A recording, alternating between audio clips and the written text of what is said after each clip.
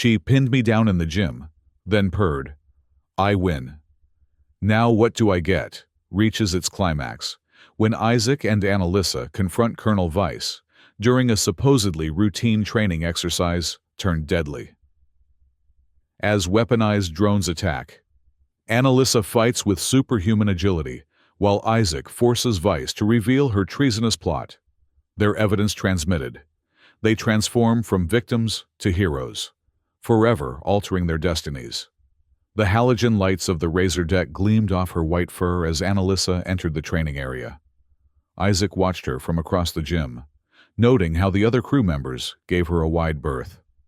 It wasn't just her imposing physical presence, though at 6'3" with the muscular build typical of her species. She commanded attention.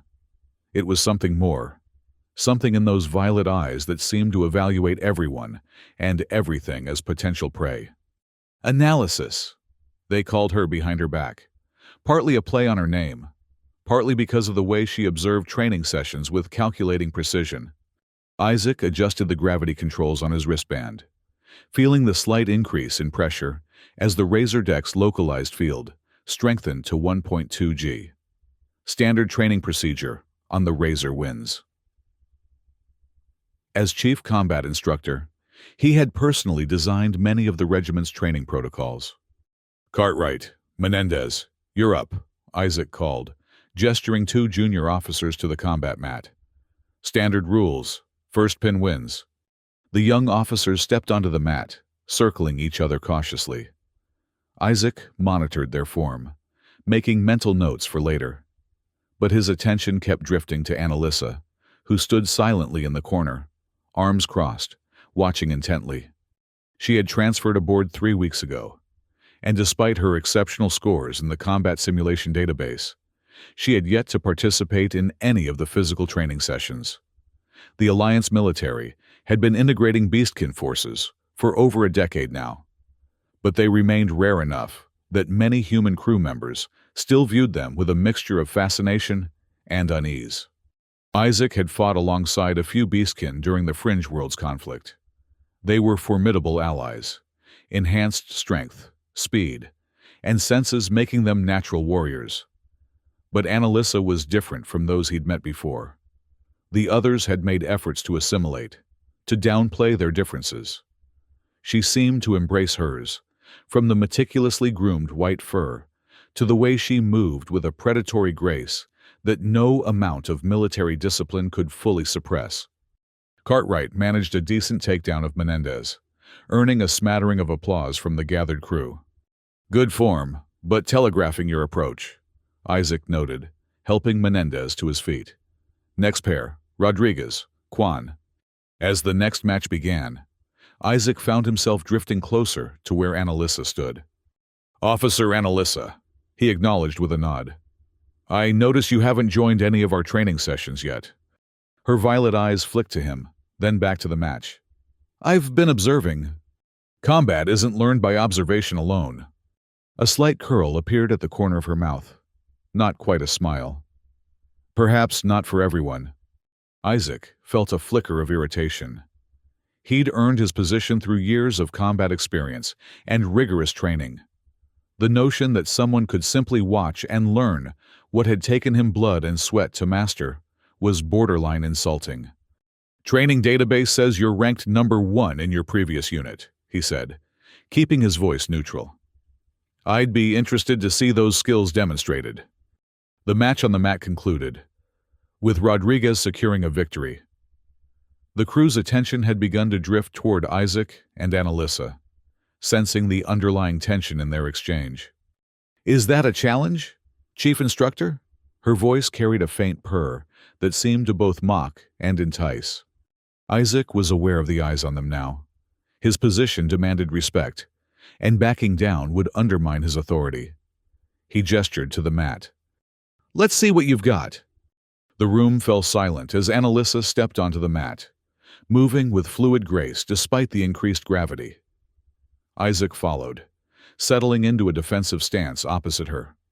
Standard rules, he announced, though he doubted anyone was paying attention to the other matches now. First pin wins. Annalisa simply nodded, Her violet eyes locked onto his with unnerving intensity.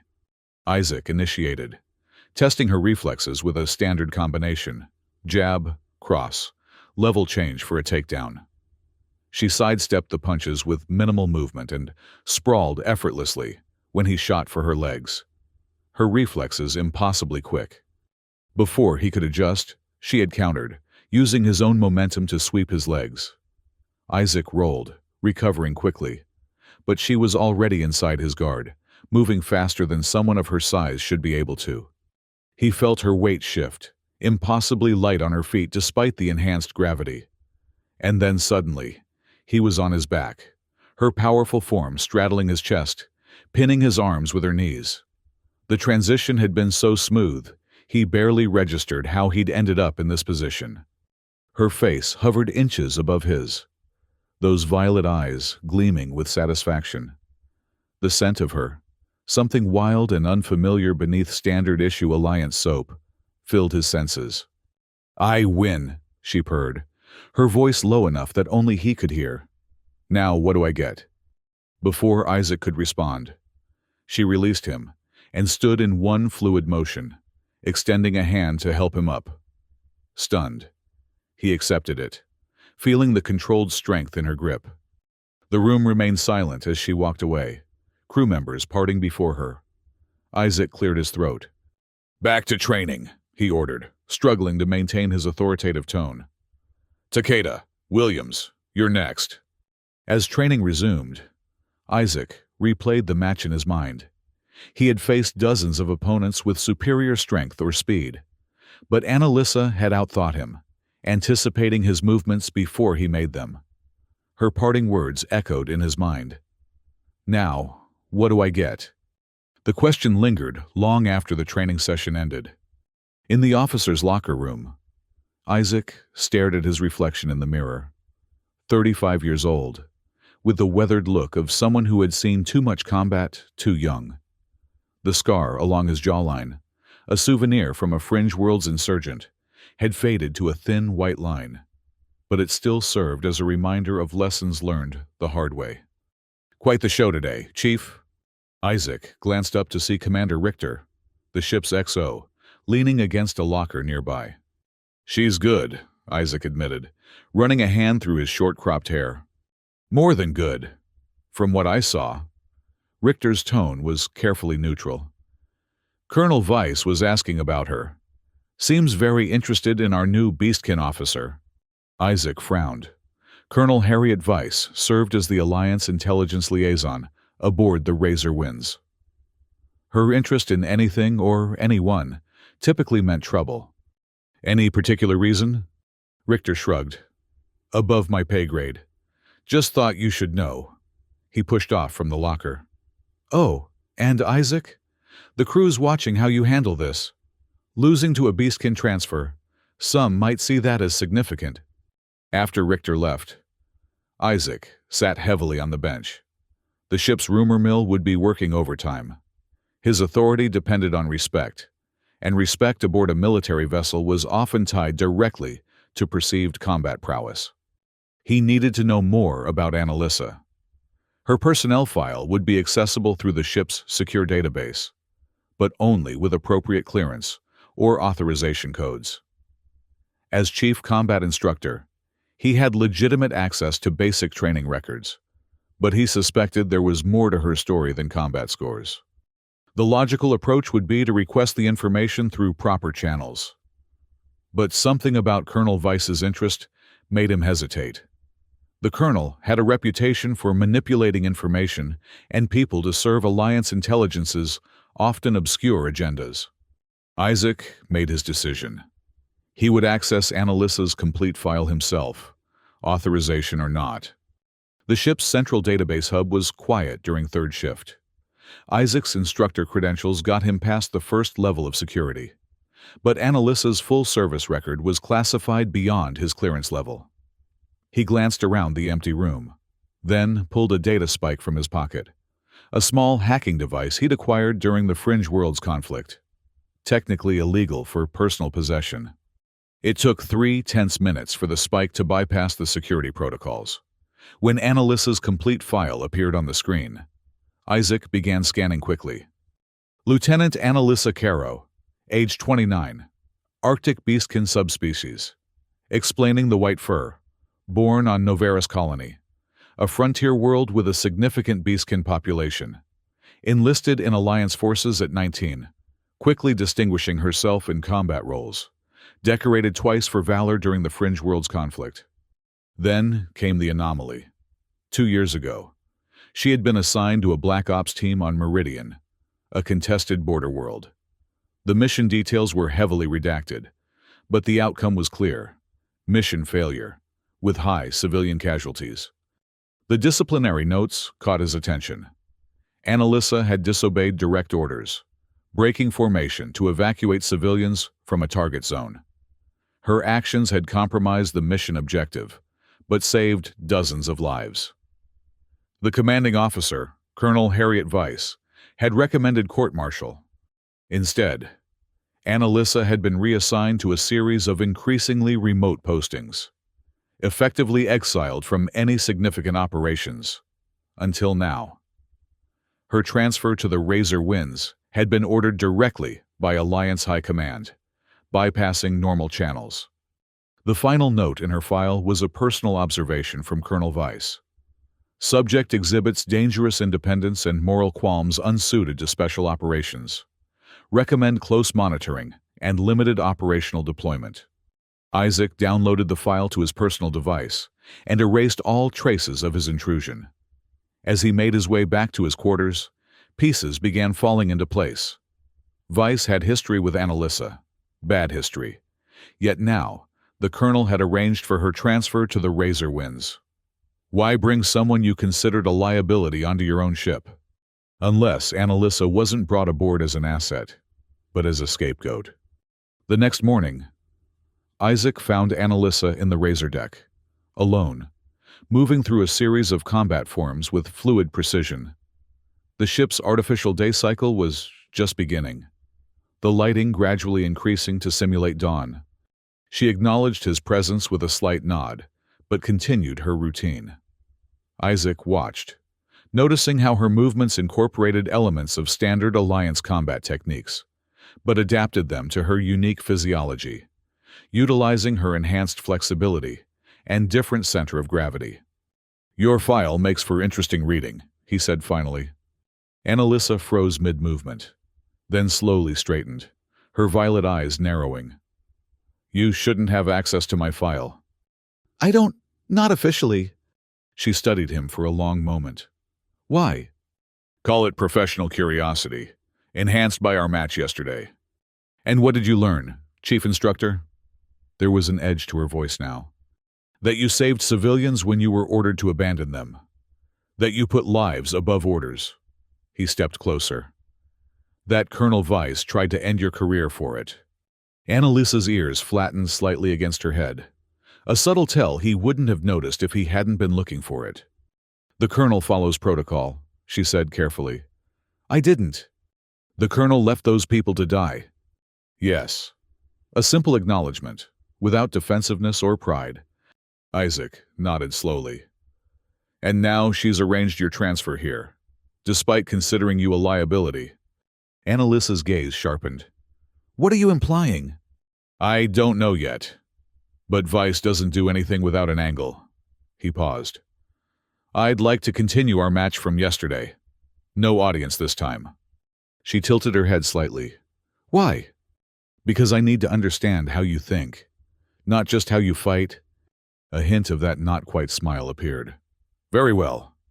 They squared off on the mat, and this time, Isaac was prepared for her speed. The match lasted longer, both of them probing for weaknesses, adapting to each other's styles. They fought in near silence, communicating through action and reaction, a physical dialogue more revealing than words. He still ended up pinned, though it took her considerably longer this time. "I win again," she said, her breathing only slightly elevated despite the exertion. "Now, what do I get?" This time, Isaac had an answer ready. "Information. A warning. Weiss is using you for something, and I doubt it's anything good." She released him and sat back on her heels. "I'm aware." "Then why are you here?" Because sometimes the only way through is forward. She stood and offered her hand. "Same time tomorrow?" Their morning matches became a routine, away from the eyes of the crew. Each day, Isaac lasted a little longer before she inevitably pinned him. Each day, they exchanged fragments of information in their post-match conversations. He learned that she had grown up in a predominantly human settlement, one of the few Beastkin families trying to integrate, rather than live in the segregated enclaves common on frontier worlds. That she had joined the Alliance military, partly to prove that Beastkin could serve with distinction, partly because she believed in the Alliance's stated ideals of unity and protection. She learned about his childhood on Earth, his academy days, the reality of the Fringe World's conflict that had shaped his approach to combat and leadership. Neither of them directly addressed the growing tension between them, a tension that had nothing to do with competition and everything to do with the way his pulse quickened when she moved close, or how her pupils dilated slightly when their hands touched. 2 weeks into their training sessions, Isaac was reviewing security footage from the ship's cargo bays when he noticed something unusual. Colonel Weiss and 2 security officers he didn't recognize accessing a secure container during third shift. The container's designation matched an experimental weapons system, supposedly being transported to Alliance R&D. That same night, the ship's security system logged Annalisa accessing the same cargo bay, though the footage for that time period was mysteriously corrupted. The next morning, their match was more intense than usual. Isaac sensed Annalisa holding back less, pushing him harder. When she finally pinned him, there was none of the usual satisfaction in her expression. "You're distracted," she said, not moving from her position atop him. "Weiss accessed a secure weapons container last night," he replied, "after which you visited the same cargo bay." Her weight shifted slightly, but she didn't release him. "You're monitoring me?" I'm monitoring everything Weiss does. You happen to appear in the same footage. She studied his face, searching for deception. Whatever she saw must have satisfied her, because she finally moved off him and sat on the mat. I was following her, Annalisa admitted. She's been accessing that container every third night since we left Station Geneva. What's in it? Officially, prototype combat drones for testing at the Arcturus facility. And unofficially? Annalisa's ears flattened. I don't know yet, but those aren't Alliance security officers with her. Their biometric signatures don't match anyone officially assigned to this ship. Isaac sat up, his mind racing. Ghost Crew, Black Ops. She nodded. The container is scheduled for offloading at Waypoint Station tomorrow. Whatever she's planning, it's happening soon. We need to see what's in that container. We. Her violet eyes locked onto his. This isn't your fight, Isaac? It was the first time she had used his name, rather than his rank. The sound of it in her voice stirred something in him. If Weiss is compromising this ship, it's my fight, he said. Besides, I've never been good at walking away from the right thing, even when it's the hard thing. A genuine smile spread across her face, transforming her features. That's what got me into trouble in the first place. That night, they made their way to Cargo Bay 3 during the shift change, when security coverage was at its minimum. Isaac had looped the security feed for a 10-minute window, enough time to access the container and verify its contents without detection. The cargo bay was dimly lit and cavernous, filled with containers of various sizes, secured for space travel. They moved silently between the rows, Isaac following Annalisa's lead as her superior night vision guided them to their target. The container was larger than standard issue, with enhanced security protocols. Isaac connected his data spike to the access panel, while Annalisa kept watch. Hurry, she whispered, her ears swiveling to track sounds beyond his human hearing. Someone's coming. The lock disengaged with a soft click. Isaac pulled the container open, and they slipped inside, closing it behind them, just as footsteps approached. The interior was lined with equipment racks, holding what appeared to be standard Alliance combat drones. Spherical units, about 30 centimeters in diameter, equipped with maneuvering thrusters and what looked like standard, non-lethal deterrent weapons. "These look regulation," Isaac whispered, examining one of the units. Annalisa moved deeper into the container, her sensitive nose twitching. Something's not right. These smell wrong. She reached for one of the drones, carefully removing it from its rack. Instead of the typical access panel, she found a modified weapon system.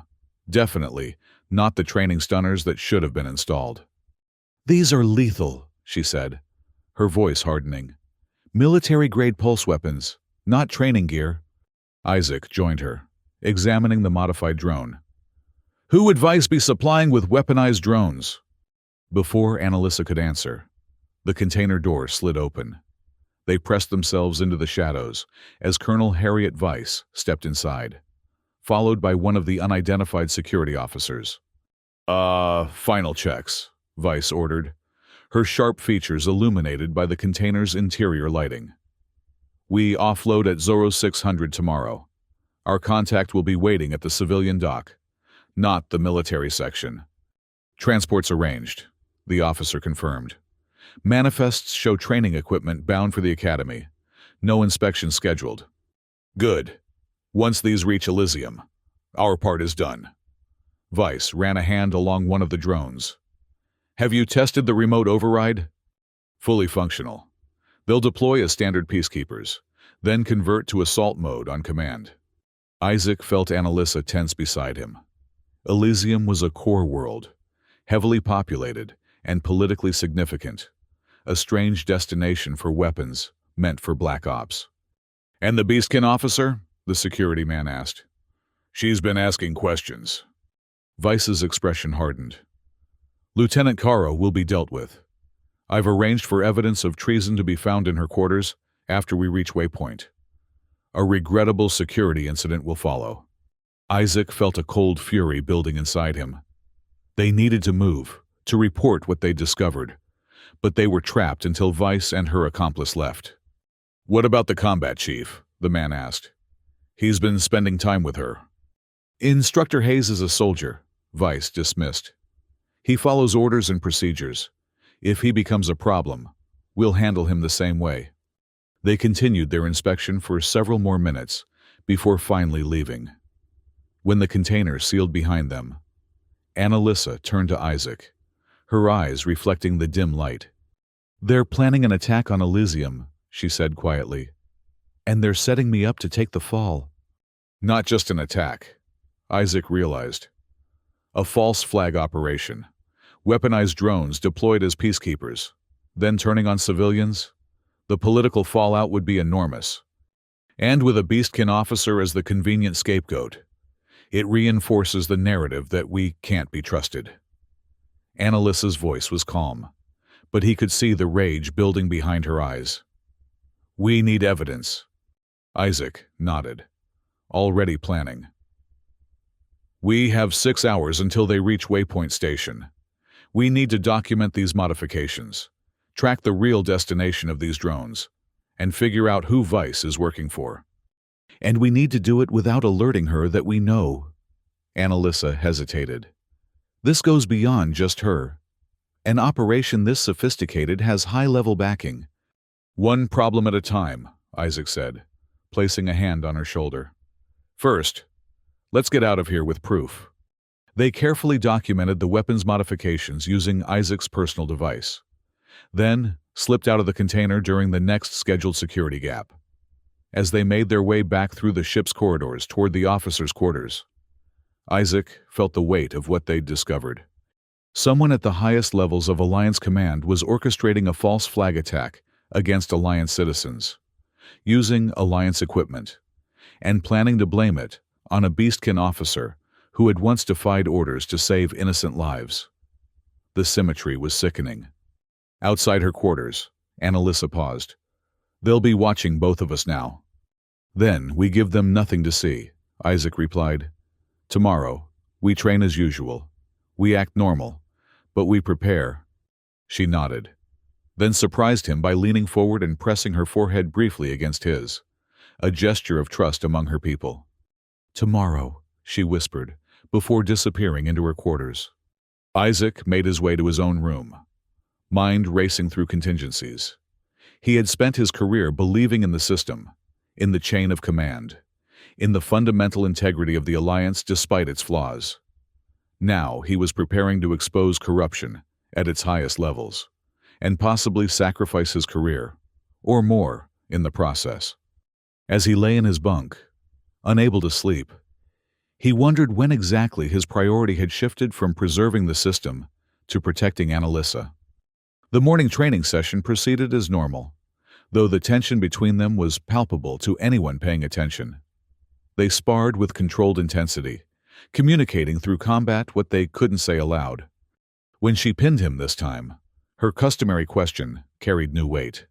"I win. Now what do I get?" He met her gaze steadily. "Justice." She released him and helped him up just as Commander Richter entered the razor deck, accompanied by Colonel Weiss. "Chief Instructor," Richter called. "A moment?" Isaac approached them, acutely aware of Annalisa continuing her training behind him, seemingly indifferent to the new arrivals. "Commander, Colonel," he acknowledged. Weiss's calculating gaze shifted between him and Annalisa. "I understand you've been conducting private training sessions with Lieutenant Caro." "Part of my duties as Chief Combat Instructor," Isaac replied evenly. "She has unique capabilities worth studying." "Indeed." Weiss's smile didn't reach her eyes. "Her capabilities have always been impressive, if somewhat undisciplined." "Was there something specific you needed, Colonel?" "Just checking on the readiness of your team. We'll be conducting a live drone exercise at Waypoint Station today. I'd like Lieutenant Caro to participate, given her enhanced reflexes." The trap was being set. Isaac maintained his neutral expression. "Of course, I'll inform her." "Excellent. Dock 7, 1400 hours." Weiss turned to leave, then added, "Oh, and Hayes, the exercise includes prototype units. Full security protocols will be in effect." After they left, Annalisa approached, having heard everything with her enhanced hearing. "She's accelerating the timeline," she said quietly, toweling off. "Those drones we saw last night will be part of this exercise. And somehow you'll end up implicated when they malfunction." Isaac agreed. "We need to move faster. Do you have access to the ship's communication array?" "Level 2 clearance only. Not enough to send encrypted messages off-ship." Isaac thought for a moment. "I know someone who can help, but it means bringing another person into this. Can they be trusted?" "With my life, and now with yours." Chief Communications Officer Priya Sharma had served with Isaac during the Fringe Worlds conflict. She owed him. He had pulled her from a burning shuttle after an insurgent attack, suffering the scar on his jaw in the process. They found her in the officers' mess, finishing a late breakfast. Isaac made casual conversation until they were relatively isolated, then quietly explained what they needed: secure access to the ship's communications array to transmit evidence to Alliance Central Command. Sharma's dark eyes widened as she realized what he was asking. "This is serious, Isaac. Court-martial serious." "It's worse than that if we do nothing," he replied. "People will die." She studied him, then glanced at Annalisa, who stood silently beside him. "Your quarters, 20 minutes. I'll bring what you need." True to her word, Sharma arrived with a communications bypass module, a small device that would allow them to transmit directly through the ship's secondary array without triggering the normal monitoring protocols. "This buys you 5 minutes," she warned. "After that, the system will detect the anomaly and lock down." 5 minutes is enough, Isaac said, taking the device. "Thank you, Priya." She hesitated at the door. "Whatever this is, be careful. Weiss has friends in high places."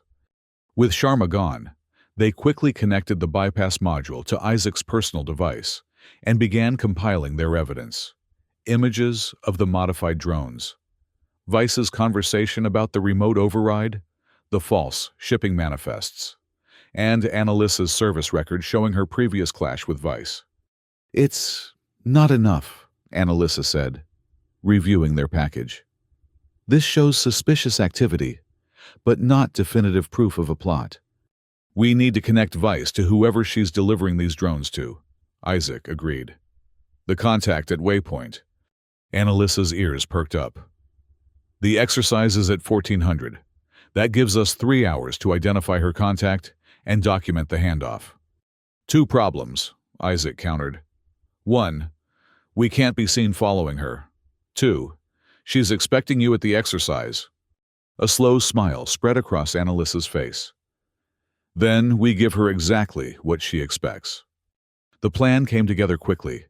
Annalisa would report for the drone exercise as ordered, keeping Vice's attention focused on her. Meanwhile, Isaac would track Vice's security officers to identify the contact at the civilian dock. They would record everything and transmit the evidence to both Alliance Central Command and, as insurance, to several trusted media outlets. If the official channels were compromised, public exposure would force action. As Annalisa prepared to leave for the exercise, Isaac caught her arm. Be careful. If those drones are weaponized, I can handle myself, she assured him. I know you can. That's not... He paused, struggling to articulate the concern that went beyond tactical considerations. Just come back. She studied him for a moment, then leaned forward and pressed her lips to his, brief but unmistakable in its intent.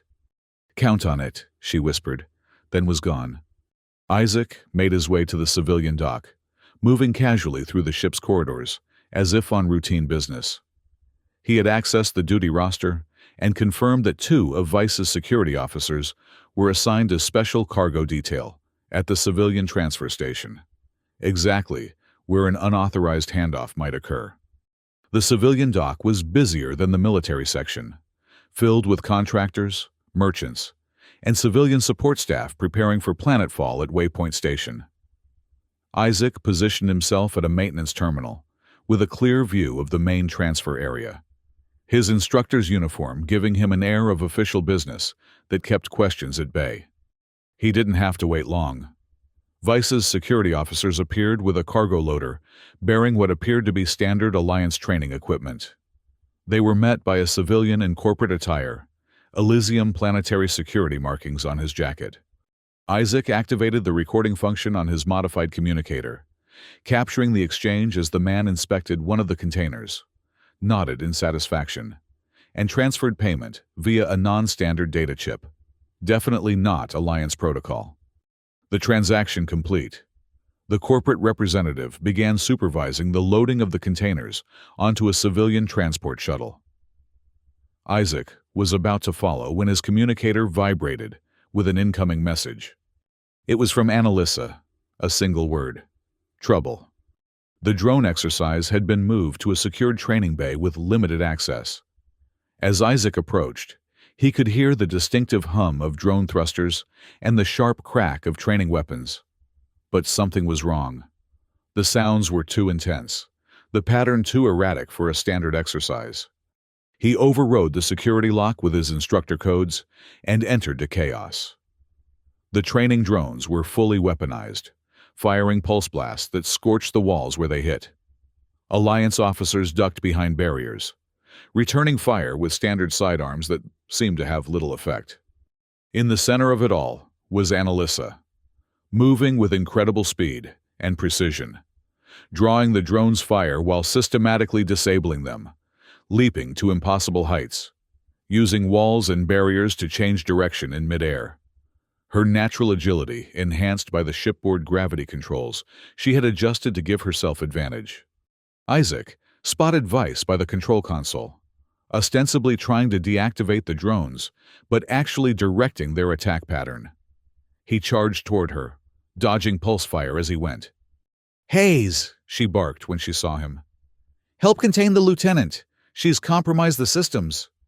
"Save it, Colonel," he replied, drawing his sidearm and aiming it not at the drones, but at her. "I know about the weapons shipment. About Elysium. About all of it. Her eyes narrowed. You have no idea what you're interfering with. I know enough. He nodded toward where Annalisa continued to battle the drones. Call them off, now. Vice's hand moved toward a concealed weapon, but Isaac was faster, knocking it away and pinning her against the console. Authorization code, he demanded. Shut them down. You're committing treason. Hayes, she hissed. Following a beastkin who disobeyed direct orders once before and got Alliance soldiers killed. She saved civilians you were willing to sacrifice, he countered. Just like you're willing to sacrifice the people on Elysium. The code, Colonel. Now. A drone crashed into the wall nearby, disabled by Annalisa's precise strike to its sensor array. Several officers had regrouped and were providing coordinated fire support, slowly gaining control of the situation. Vice must have realized her position was untenable. Command override, Vice Alpha 70. The drones immediately powered down, dropping to the deck with metallic thuds. In the sudden silence, Annalisa approached, her uniform scorched in several places, but otherwise unharmed. Lieutenant Caro, Vice said coldly. This incident will be reported as a beastkin officer losing control during a standard exercise. Your natural aggression overwhelming your training. A regrettable but foreseeable outcome. That won't work, Isaac replied, maintaining his hold on the colonel. We have evidence of your weapons transfer, of your contact at the civilian dock, of your plans for Elysium. Evidence that will never leave the ship, Vice smiled thinly. You've accomplished nothing except ending your careers. Actually, came a new voice. They've accomplished quite a bit. Commander Richter entered, accompanied by Chief Sharma and a full security detail. Chief Sharma detected an unauthorized transmission from the ship's array. Richter explained. A rather detailed account of treason, weapon smuggling, and a planned false flag operation, transmitted not only to Alliance Command, but to the Central News Network. Vice's face drained of color. You don't understand the bigger picture. The Alliance needs this. The Beastkin integration program is undermining our military effectiveness, diluting our combat doctrine with unpredictable elements. Elements like courage and moral clarity, Annalisa asked quietly. The willingness to protect civilians at all costs? Weakness, Vice spat. Sentiment that gets Alliance soldiers killed. Take the colonel to the brig, Richter ordered. Full security protocol. As Vice was led away, Richter turned to Isaac and Annalisa. This goes beyond one rogue officer. Her operation had backing. High-level backing, Isaac agreed. Which means this isn't over. No, Richter sighed. In fact, it's likely just beginning. Alliance Command has ordered a complete communications blackout. This incident never happened. Colonel Vice will be quietly removed and dealt with through internal channels. And the drones? Annalisa asked. The attack on Elysium? Prevented. Thanks to you both. Richter handed them a datapad. But your actions, while justified, have complicated things. Command has issued new orders for both of you. Isaac took the pad, scanning the orders with growing disbelief. Effective immediately. We're transferred to a new Special Operations Unit. Fang Division? A unit with significant operational independence, Richter confirmed. Reporting directly to Admiral Chen. They're not punishing us, Annalisa realized. They're utilizing us. The Alliance needs officers willing to make hard choices, Richter said. To see beyond orders to the greater good. You two have demonstrated that capacity. After Richter left, Isaac and Annalisa found themselves alone in his quarters, reviewing their new assignment. Fang Division would operate with minimal oversight, investigating potential threats within and without the Alliance, starting with tracking down the remaining conspirators from Vice's network. They're using us to clean up their mess, Annalisa observed, sitting close beside him on the narrow bunk. While maintaining plausible deniability. True, Isaac agreed. But they're also giving us the authority and resources to make a difference, to protect people who need protecting. She turned to face him, those violet eyes searching his. Like we did on Meridian. Like we did here? Exactly like that. He reached up to trace the outline of her face, feeling the soft fur beneath his fingertips. I've spent my career following orders, believing in the system. You showed me there's something more important. The truth? Justice, he corrected. Sometimes they're the same thing. Sometimes they're not. She leaned into his touch. And sometimes the only way to serve the Alliance is to question it. Their first mission as Fang Division came 3 days later. Investigate an abandoned mining installation, Drift Station Echo 6, where unusual energy signatures had been detected. The station orbited a remote gas giant in the Arcturus system, officially decommissioned 5 years earlier when the mineral deposits were exhausted. Their team was small, but elite. Isaac and Annalisa, plus 3 specialists chosen for their skills and discretion. Senior Technician Mira Ralden, a human-beastkin hybrid with exceptional mechanical aptitude. Security Specialist Javier Torres, a former Alliance Special Forces operator with a reputation for unorthodox problem-solving. And Dr. Alara Voss, a xenobiologist who had previously worked with the Alliance Containment Division. The approach to Echo 6 was unsettling. The station hung silent against the swirling storms of the gas giant below, its exterior scarred by micrometeorite impacts and radiation exposure. No response to hails, no active beacon, just the faint energy signature that had triggered the investigation. I don't like this, Torres muttered as they prepared to dock.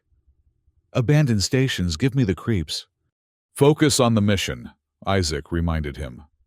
We're here to identify the energy source and determine if it represents a threat. The docking procedure was manual, the station's automated systems long dead. Once secured, they cycled through the airlock in full tactical gear, weapons ready. Atmosphere is thin but breathable, Dr. Voss reported, checking her scanner. Temperature at minimal life support levels. Something's running power to the environmental systems, but barely. The main concourse was a scene from a nightmare. Emergency lighting casting long shadows across the debris of a hasty evacuation. Personal items scattered, dried bloodstains on walls and floors. Evidence of a violent event, rather than an orderly decommissioning. Split into teams, Isaac ordered. Ralden, Voss, locate the power source. Torres, with me and the lieutenant. We'll secure the command center. As Ralden and Voss headed toward the engineering section, Isaac, Annalisa, and Torres made their way through the darkened corridors toward the command hub. The station creaked and groaned around them, metal contracting in the cold of space. Movement, Annalisa whispered suddenly, her enhanced senses detecting something beyond human perception. 2 o'clock, 30 meters. They froze, weapons trained on the indicated direction. For a long moment, nothing happened. Then a shadow detached itself from the wall, fluid, unnatural movement that sent ice down Isaac's spine. Alliance forces, he called out. Identify yourself. The shadow paused, then seemed to flow back into the darkness of a side passage. What the hell was that? Torres hissed. Unknown, Annalisa replied, her pupils dilated to capture every scrap of light. But it was wrong. The movement pattern wasn't biological. At least, not entirely. They proceeded with heightened caution, eventually reaching the command center. The doors were sealed, requiring Ralden's technical expertise to bypass. Isaac called her team back from engineering to join them. While waiting, they examined the corridor outside the command center more closely. The bloodstains here were more substantial, evidence of a last stand by the station's personnel. Look at this, Torres said, pointing to strange scorching on the walls. I've never seen weapons fire like this. It's almost organic in pattern. Dr. Voss knelt to examine the marks. Not weapons fire, more like acid etching, biological in origin, but highly accelerated. A bioweapon, Isaac asked. Possibly, Voss replied. but not like any I've encountered. Ralden and Voss arrived minutes later, their expressions grim. We found the power source, Ralden reported. It's not standard. Someone's jury-rigged a biological mass to the main reactor. Some kind of organic-mechanical hybrid generating electricity. Generating? Annalisa's ears flattened. Present tense? It's alive, Voss confirmed. Or partly alive. A cybernetic organism that's bonded with the station's systems. Isaac felt a chill that had nothing to do with the station's temperature. Can you get these doors open, Ralden? The technician nodded, moving to the control panel and connecting her bypass device. After several tense minutes, the doors slid open with a hydraulic hiss. The command center beyond was a scene of carnage and transformation. What had once been standard Alliance consoles and equipment had been overtaken by organic-looking growths, metallic tendrils intertwined with what appeared to be vascular systems, pulsing with faint bioluminescence. In the center of the room, a man, or what had once been a man, was fused to the captain's chair. His body had been partially absorbed into the surrounding growth, mechanical components merging with flesh in a grotesque hybrid. Doctor, Isaac said quietly. Analysis. Voss approached cautiously. Scanner extended. It's remarkable. A perfect integration of biological tissue, mechanical components, and what appears to be a third element, possibly extraterrestrial in origin. Is it conscious? Annalisa asked. Unknown, but it's clearly the source of the energy signature that brought us here. Voss continued scanning. The biological component shows evidence of extensive genetic modification, Alliance military grade. Isaac exchanged a glance with Annalisa. Weapons research? More than that, Voss replied, her face pale. This is an attempt to create a living weapon system, self-sustaining, self-replicating, and apparently capable of assimilating both organic and inorganic material. Torres had moved to one of the less corrupted consoles. I've got access to some of the station logs. Last entry from Station Commander Ellis, dated 5 years ago. He activated the playback. A haggard man appeared on the screen, blood streaking his face. This is Commander Ellis. The experiment has escaped containment. It's evolving faster than predicted, adapting to everything we throw at it. Most of the crew is dead or changed. If anyone receives this, destroy the station. Complete orbital bombardment. Don't send people. Don't try to salvage anything. Just destroy it all. The recording ended abruptly as something moved into frame behind Ellis. Something with too many limbs and glowing circuitry embedded in glistening flesh. We need to get out of here, Isaac decided. Now. And then we nuke the station from orbit. As if in response to his words, the hybrid entity in the captain's chair stirred. Its head, still recognizably human on one side, a mechanical nightmare on the other, turned toward them with a sickening fluidity. Visitors, it said, its voice a discordant harmony of human speech and electronic tones. New material, new patterns. Excellent. Tendrils began to emerge from the floor and walls around them, questing toward the team with predatory purpose. Fall back, Isaac ordered, opening fire on the nearest tendrils. The rounds tore through them, but the wounds sealed almost instantly, the material learning and adapting. They retreated into the corridor, Ralden frantically working to seal the doors behind them. The entity's voice followed them, resonating through the station's communication systems. You cannot leave. You are needed. The evolution requires new patterns. Run! Annalisa shouted, as the doors failed to close completely, tendrils squeezing through the gap. They sprinted back toward the docking bay, the station seeming to come alive around them, panels opening to reveal more growths, lights flickering as the entity diverted power to pursue them. As they rounded a corner, Ralden cried out.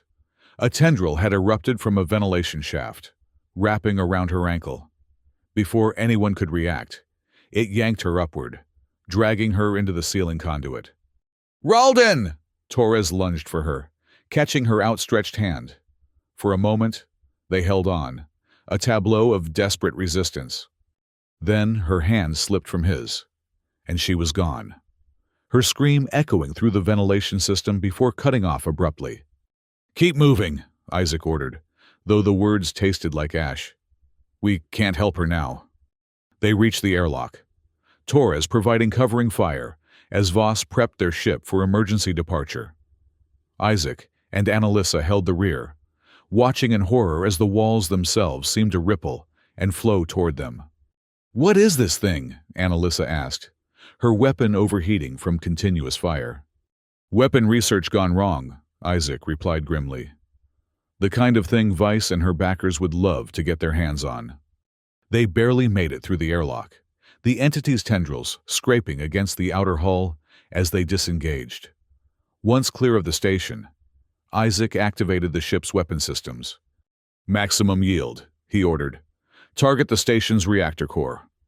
The missiles struck true, but to their shock, the station absorbed the impact, the entity redistributing the energy through its network. "It's learning," Voss said, horror in her voice. "Adapting to our weapons." "We need a bigger stick," Torres muttered. "Or a different approach." Isaac made a decision. "Set course for Alliance Command. Maximum speed. We need to report this directly. No transmitted communications that could be intercepted."